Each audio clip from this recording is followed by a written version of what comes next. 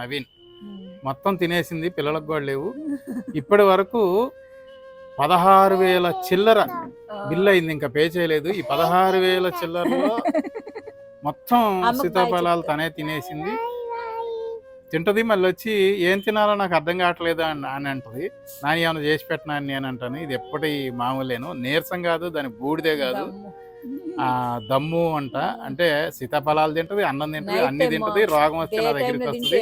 దీనికి నేనేం చేయలేను. ధన్యవాదాలు చెప్తూ నాకు కోపంగా బాధగా ఉంది కాబట్టి నేను ఇక దీన్ని ముగిచ్చేస్తున్నాను. ధన్యవాదాలు మీకు. ఈరోజు లెంత్ వీడియో కాకుండా ఒక షార్ట్లో చేస్తుందంట.